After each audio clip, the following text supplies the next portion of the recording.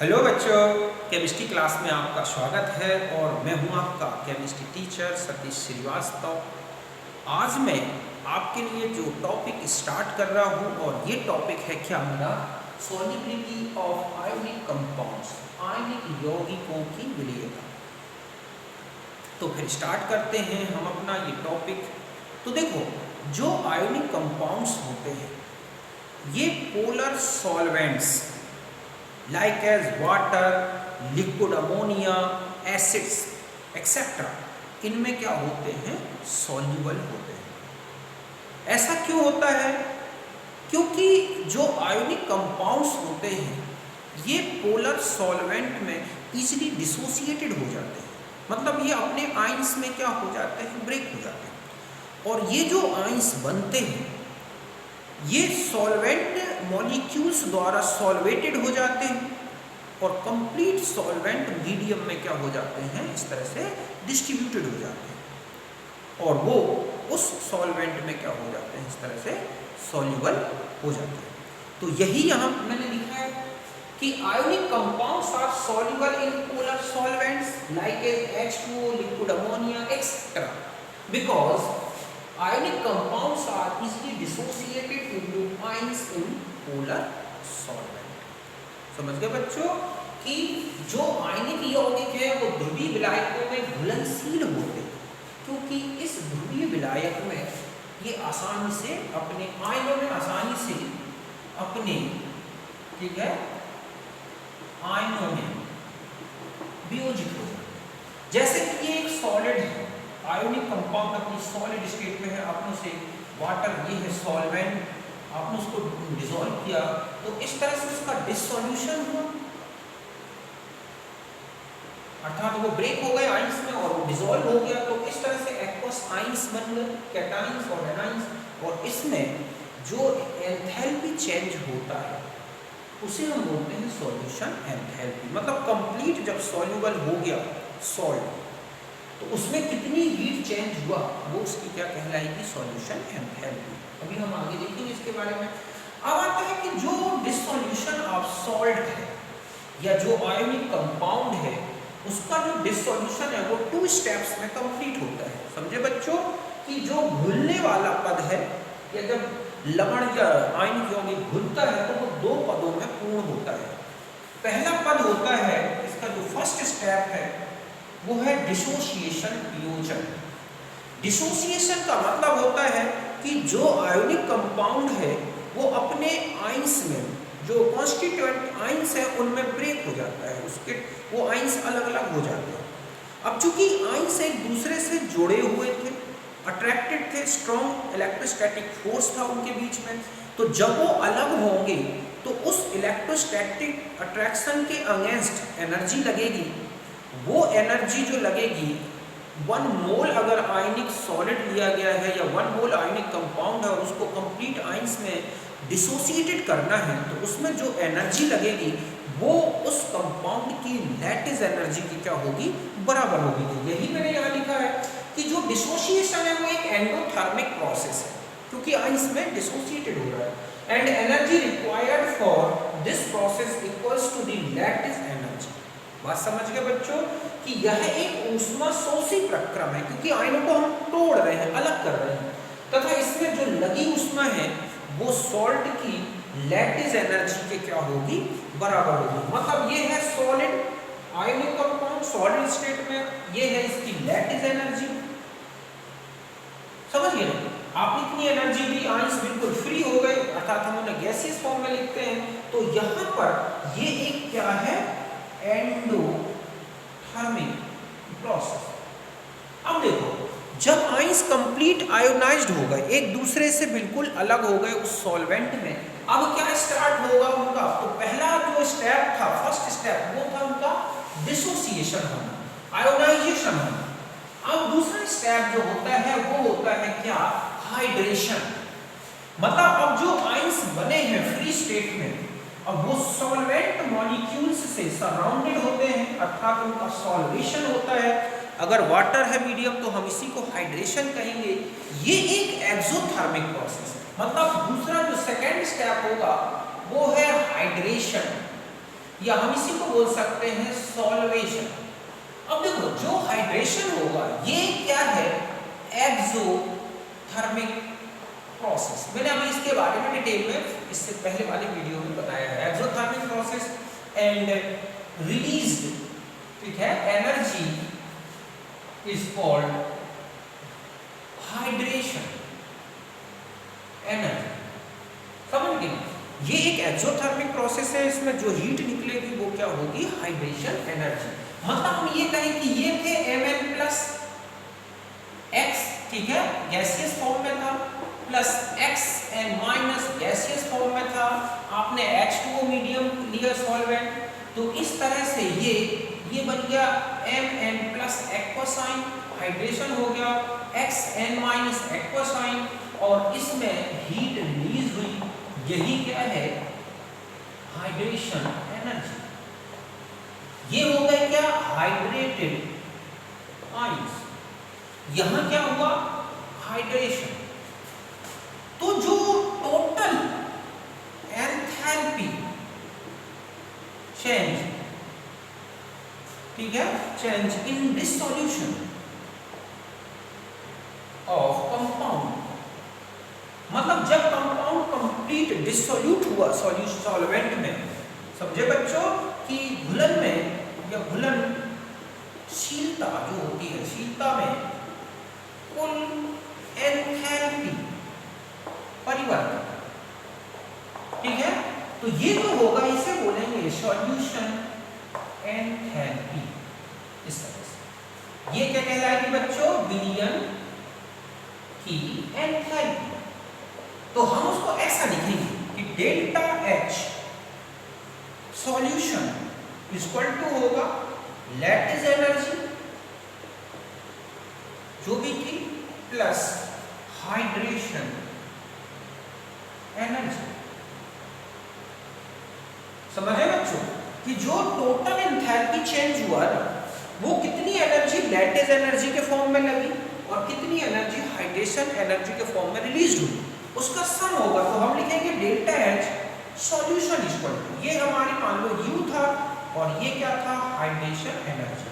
इस तरह से अब चूंकि U तो पॉजिटिव होता है और हाइड्रेशन एनर्जी कैसी है, निगेटिव होती है, तो इसका मतलब है कि डेल्टा H जो सॉल्यूशन होगा निगेटिव पॉजिटिव दोनों हो सकता है। ये डिपेंड करेगा कि इनमें से किसकी वैल्यू जो है क्वांटिटी ज्यादा है। फिर से सुने, डिसोल्यूशन हुआ, इसमें जो एनर्जी, डिसोल्यूशन में आयोनाइजेशन हुआ, फिर हाइड्रेशन, तो हाइड्रेशन में ये एनर्जी निकली, इसे बोलेंगे हाइड्रेशन एनर्जी। तो इस कंप्लीट डिसोल्यूशन में टोटल एंथैल्पी चेंज कितना हुआ, वही क्या कहलाएगी, सॉल्यूशन की एंथैल्पी। तो सॉल्यूशन एंथैल्पी इक्वल टू क्या हो गया, lattice energy plus hydration energy. तो इस तरह से जो, अब चूंकि ये वैल्यू पॉजिटिव होती है और ये क्या होती है, निगेटिव, तो जो सॉल्यूशन एंथैल्पी है ना वो पॉजिटिव भी हो सकती है, नेगेटिव भी हो सकती है। अब देखो कैसे, यहां तक बात समझ गए। अब जो सॉल्युबिलिटी है ना बच्चों, वो डिपेंड करती है कि डेल्टा H या डेल्टा S सॉल्यूशन क्या है। मतलब हम ये कहें कि जो सॉल्युबिलिटी है, ठीक है, depends on delta H solution. इस पे अब देखो कैसे, मान लिया गया कि U जो है ग्रेटर देन HE है, मतलब ये पॉजिटिव वैल्यू है और ये निगेटिव वैल्यू है, समझ गए। तो ये ग्रेटर देन है, तो डेल्टा H जो सॉल्यूशन होगा वो कैसा आएगा। अब देखो आप यहाँ पर अगर आप इस रिलेशन में रखोगे कि ये था आपका U और ये है क्या, HE, तो ये आपकी पॉजिटिव है और ये क्या है, नेगेटिव है। तो ऐसे में जो डेल्टा H सॉल्यूशन होगा वो कैसा आएगा, पॉजिटिव आएगा।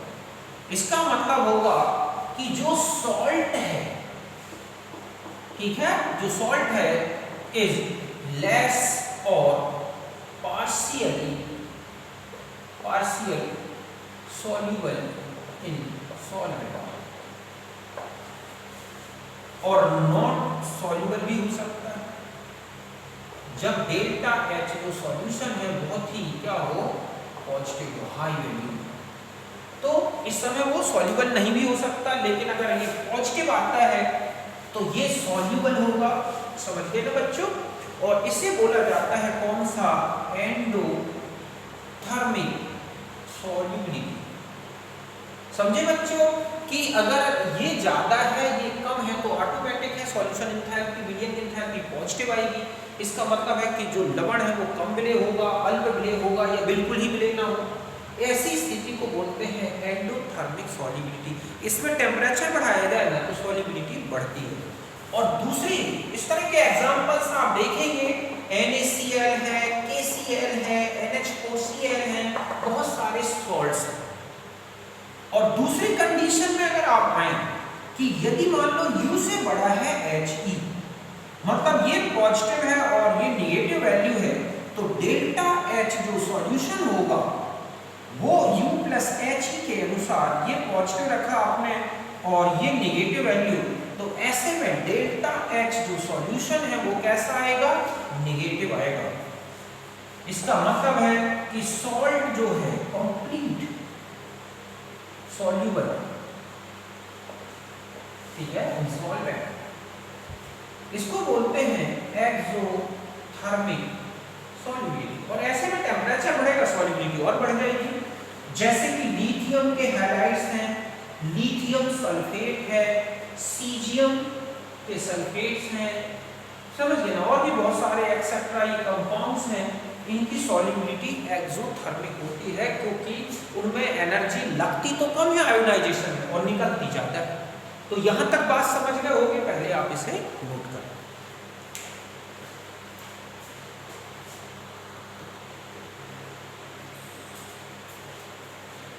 अब देखो, अभी हमने देखा था हाइड्रेशन एनर्जी और लैटिस एनर्जी में कि जो आयनिक साइज है और हाइड्रेशन एनर्जी है वो ये रिलेशन है कि He डायरेक्टली प्रोपोर्शनल ये है size of cation plus size of anion, ठीक है, इनवर्टली प्रोपोर्शनल। लेकिन ध्यान रखें जो एनाइन साइज है वो काफी बड़ी होती है कैटायन से, ठीक है।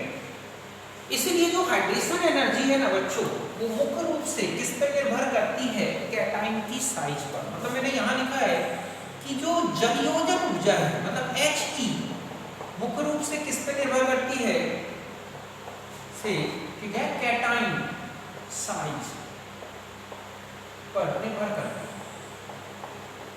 ये बात ध्यान रखना क्योंकि ये वैल्यू निग्लेजिबल होती है, नगण्य होती है। तो हम हाइड्रेशन एनर्जी को केवल कैटायन साइज के बेस पर देखेंगे। मतलब कैटायन की साइज अगर इंक्रीज होगी तो हाइड्रेशन एनर्जी डिक्रीज होगी। मतलब ये है He, ठीक है, डिक्रीजेस, और अगर R प्लस क्या होगा, इंक्रीजेस होगा। और अभी हम इसे ग्रुप में लिखते हैं कि अगर हम S ब्लॉक में चाहे S1 हो या S2 हो ऊपर से नीचे चलें तो कैटायन की साइज जैसे जैसे बढ़ेगी हाइड्रेशन एनर्जी डिक्रीज होती है। अब हम आ जाते हैं लैटिस एनर्जी। लैटिस एनर्जी दोनों की साइज पर डिपेंड करती है, कैटायन की साइज पर भी और एनाइन की साइज पर, क्योंकि ये यहाँ पर सम है जबकि यहाँ पर एक अलग दिख रहा है फैक्टर। तो इसका मतलब ये है कि ग्रुप में अगर हम ऊपर से नीचे चलें तो चाहे कैटायन की साइज बढ़े चाहे एनाइन की साइज बढ़े, ये डिक्रीज होगी। और ये देखें कि अगर हम ऊपर से नीचे चलें ना तो ये केवल कैटायन की साइज के कारण डिक्रीज हो रही है, जबकि ये दोनों की साइज के कारण डिक्रीज हो रही है। मान लो ये 10, हम इस तरह से समझें कि जो हाइड्रेशन एनर्जी है, मान लो हम यहाँ लिख रहे हैं 10 और U अगर मान लो हम लिख रहे हैं 10 प्लस मान लो 20 है यहाँ पर साइज, तो सीधा सा है कि जो लैटिस एनर्जी है वो ज़्यादा डिक्रीज होती है अगर हम ग्रुप में ऊपर से नीचे चलते हैं। क्यों? क्योंकि वो दोनों की साइज के इनवर्सली प्रोपोर्शनल है, जबकि हाइड्रेशन एनर्जी केवल कैटायन के साइज के क्या है, इनवर्सली प्रोपोर्शनल है। तो मैंने यही लिखा है कि अगर आप ग्रुप में ऊपर से नीचे चलते हैं और दोनों की साइज कैटायंस और एनाइन जो है उनकी जो साइजेस हैं वो कंपेरेबल हैं, लगभग अप्रोक्सीमेट सिमिलर हैं, समझ गए ना। तब ऐसे में ऊपर से नीचे चलने पर हाइड्रेशन एनर्जी के रिस्पेक्ट में लैटिस एनर्जी ज़्यादा डिक्रीज होती है, और ऐसे में जब ये जो है एनर्जी ज़्यादा डिक्रीज होगी और ये कम डिक्रीज होगी तो सॉल्युबिलिटी तो ऑटोमेटिक बढ़ेगी। क्यों? क्योंकि सॉल्यूशन एंथैल्पी ज़्यादा नेगेटिव होने लगेगी। ध्यान रखें कि ये जो है ये है सॉल्युबिलिटी बैरियर, ठीक है, फैक्टर, मतलब ये सॉल्युबिलिटी को डिक्रीज करने वाला फैक्टर है, जबकि ये क्या है, सॉल्युबिलिटी, ठीक है, इनहांस फैक्टर। मतलब है कि ये बच्चों सॉल्युबिलिटी को बढ़ाने वाला कारक He, जबकि ये घटाने वाला है। अगर ये ज्यादा है, मतलब इसमें जो डिक्रीज हो रहा है वो कम है, जबकि इसके डिक्रीज ज्यादा हो रहा है, तो सॉल्युबिलिटी डिक्रीज होगी। अगर ये ज्यादा डिक्रीज होती है और ये कम डिक्रीज होगी तो सॉल्युबिलिटी ज्यादा होगी। मैंने यही लिखा है कि depends on the size of cation and anions. पहला है कि size of cation and anions are comparable in size, मतलब approximate similar size, then both energies are decreases with increase in size of ions, but decrease in lattice energy is more than decrease in hydration energy, therefore solubility increases with increase in the size of cation। समझ गए ना, मतलब hydration energy therefore solubility increases with ना, solubility हम यहाँ पर आएंगे कि बस hydration energy therefore solubility increases, ठीक है, with increase in the size of cation और एनायन। तो यहां तक बात समझ गए, पहले आप इसे नोट करें।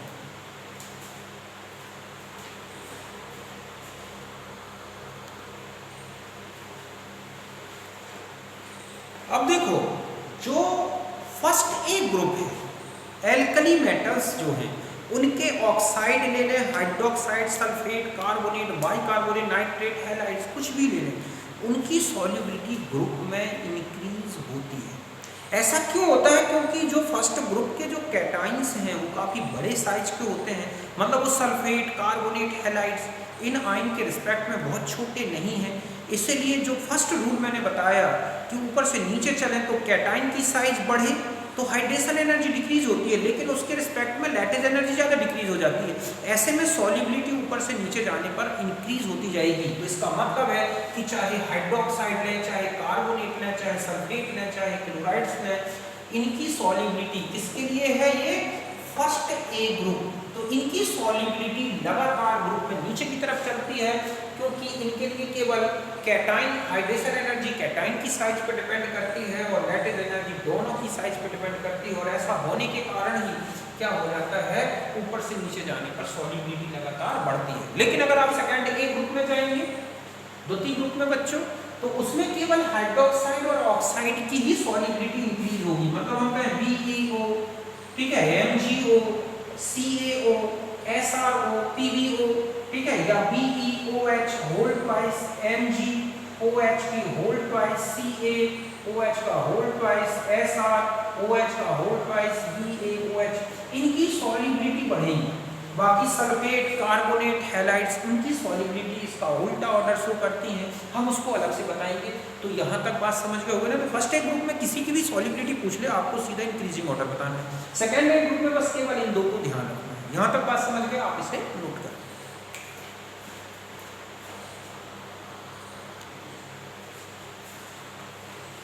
अब देखो, आपको दूसरा पॉइंट याद रखना है, जब एनाइन साइज कैटाइन साइज से काफी बड़ी हो, तो वैसे भी मैंने आपको बताया था कि हाइड्रेशन एनर्जी मेनली कैटाइन की साइज पर डिपेंड करती है। फिर भी ऐसा ध्यान रखना है कि जब एनाइन साइज कैटाइन की साइज में बहुत बड़ी हो तो 1/r+ काफी बड़ा होगा 1/r-। इसीलिए हम 1/r+ + 1/r- की जगह केवल 1/r+ लेंगे। तो हाइड्रेशन एनर्जी किस पर डिपेंड हो जाएगी? कैटाइन की साइज पर। समझ गए ना? अब यदि r- बहुत बड़ा है r+ से, जो यही कंडीशन में लिखी है, तो हम r+ और r- के सम में r+ को हम क्या कर सकते हैं? हटा सकते हैं। तो यहाँ पर r+ + r- की जगह हम केवल r- लें, मतलब 1/r+ + r- की जगह हम केवल r- रखें। तो लैटिस एनर्जी किस पे डिपेंड हो जाएगी? r- पर। यहाँ पर इसका मतलब साइज ऑफ एनाइन पर। अगर साइज ऑफ एनाइन कांस्टेंट है तो U कांस्टेंट रहेगी, नॉट चेंज, ठीक है, not change with increase in size of cation. मतलब कैटाइन की साइज आप बढ़ाओगे लेकिन लैटिस एनर्जी में कोई चेंज नहीं आएगा। क्यों? क्योंकि ये केवल एनाइन की साइज पे निर्भर है। समझ गए बच्चों कि जालक ऊर्जा केवल एनाइन की साइज पे निर्भर है। अगर एनाइन स्थिर है, नहीं बदल रहा है, तो जालक ऊर्जा भी नहीं बदलेगी। इसका मतलब कैटाइन बढ़ाने से जालक ऊर्जा में कोई कमी नहीं आएगी, केवल कैटाइन की साइज बढ़ाने से हाइड्रेशन एनर्जी क्या होती जाएगी? डिक्रीज होती जाएगी। तो thus increase in size of cation decrease in the hydration energy only but U not affected। यह बात समझ गए ना बच्चों कि धनायन का आकार बढ़ने से केवल H ही घटेगी, U में कोई परिवर्तन नहीं आएगा। इसीलिए सॉल्युबिलिटी लगातार कैटायन का साइज बढ़ने से घटेगी। सल्फेट, कार्बोनेट, हैलाइड ये जो हैं ये large cation, large size A9 है, जबकि जो M+2 हैं ये स्मॉल साइज के होते हैं। किसके रिस्पेक्ट में? एल्कली जो मेटल्स हैं उनके रिस्पेक्ट में एल्कली एल्केलाइन अर्थ मेटल के कैटाइंस है वो काफी छोटे होते हैं, इसलिए इनके रिस्पेक्ट में इन आयंस की साइज को हम नेग्लिजिबल कर सकते हैं। तो इसका मतलब है कि ऊपर से नीचे जाने पर आप देख रहे हैं यहाँ सल्फेट सब में एक सा है, तो ये तो चेंज होगी नहीं। अब केवल लैटिस एनर्जी जब चेंज नहीं होगी और केवल क्या चेंज हो रही है हाइड्रेशन एनर्जी, तो लगातार सॉल्युबिलिटी क्या होती जाएगी? डिक्रीज होती जाएगी। यही कार्बोनेट के साथ होता है, यही हैलाइड्स के साथ होता है, और यही कारण है कि सेकेंड ए ग्रुप के जो सल्फेट्स हैं, कार्बोनेट्स हैं, हैलाइड्स हैं, इनकी जो सॉल्युबिलिटी है ग्रुप में ऊपर से नीचे जाने पर डिक्रीज होती है। रीजन आपको ये बताना। तो यहाँ तक बात समझ गए होंगे, आप इसे नोट करें।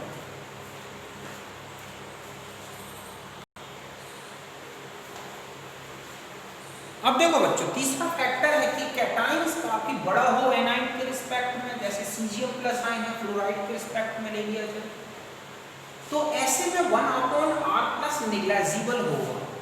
समझ गए ना? मतलब इसमें 1+R+ 1/R- में से हम इसको हटा दें तो 1/R-। इसका मतलब है कि हाइड्रेशन एनर्जी केवल एनाइन की साइज पे डिपेंड करेगी, और लैटिस एनर्जी में आ जाए तो हम इनमें से किसको हटा सकते हैं? R- को। तो हमारे पास R+। तो इस तरह से जो हमारी ये हाइड्रेशन एनर्जी एनाइन साइज पे डिपेंड हो जाएगी, लैटिस एनर्जी कैटाइन साइज पे डिपेंड हो जाएगी।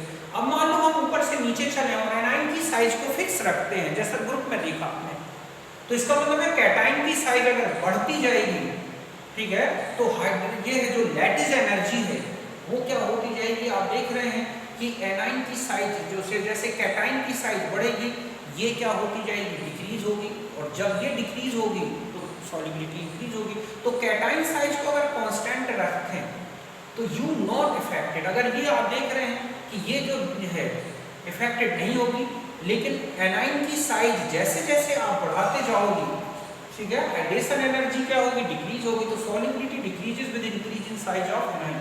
तो ऐसी कंडीशन में सीजियम फ्लोराइड सबसे ज्यादा सॉल्युबल होगा, आयोडाइड सबसे कम होगा। यहाँ तक ये बात अच्छी तरह से समझ गए होंगे।